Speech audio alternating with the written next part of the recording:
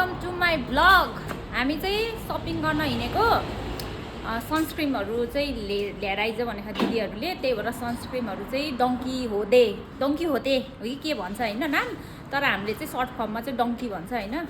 अनि हामी चाहिँ स्कुटरमा जानुपर्ने हुन्छ किनभने अलिक टाढा छ। अनि के गर्छौँ भनेर यो ब्लगमा देखाउँछु। हुन्छ, ओके बाई। हामी चाहिँ यहाँ डङ्की होते आइसक्यो है। ब्लग बनाउँछ भनेको त बिर्सेछु कि। हामीले चाहिँ सामानहरू लिइसक्यो होइन। हामी चाहिँ किटक्याट सेक्सनमा आएको छौँ होइन। सामानहरू चाहिँ यति धेरै किनिसक्यौँ होइन, ब्लग बनाउनै बिर्सेछ क्या। त्यति धेरै फ्लेभरको छ होइन, धेरै थरीको छ। यहाँ चाहिँ यो डङ्कीमा चाहिँ धेरै थरीको नरहेछ क्या अझ। अब हामी चाहिँ किटक्याट लिन्छौँ। र चाहिँ यो मिल्क टीवालामा लैजाऊँ है, सबै फ्लेभरको लग्ने क्या। कतिवटा हुन्छ यहाँ चिमाइमा, कतिवटा छ यहाँ। अनि यो चाहिँ स्ट्रबेरी भयो। यहाँ चाहिँ धेरै नरहेछ फ्लेभर गाइस। यो एउटै होइन चिकाटो भ्लगर परि होइन, भिडियो भ्लग बनाउनुपर्छ भनेर कता आएको तिमी? यहाँ चाहिँ सामान यति धेरै भइसक्यो है। अझै पनि हामी सामान हेर्दैछौँ। अब चाहिँ मेकअपको सामान।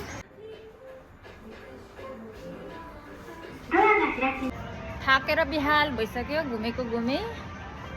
खुट्टामा त कैडु लाग्यो। अब त के हेर्छन् छोडिदिँदा म पैसा सक्यो। धेरै सामान किन्ने। अब घर जाऊँ। रेशम दाईको याद आयो क्या? रेशम दाईको सम्झना। सामान धेरै किनिसक्यौँ। अब घर जान लागेको हामी चाहिँ। अब पैसा तिर्न लाग्यो है त। थाक्यो क्या, कैलो लाल त खुट्टा दुख्यो। सामानले धेरै होइन, उता सिधै हो क्या हामी जाने त।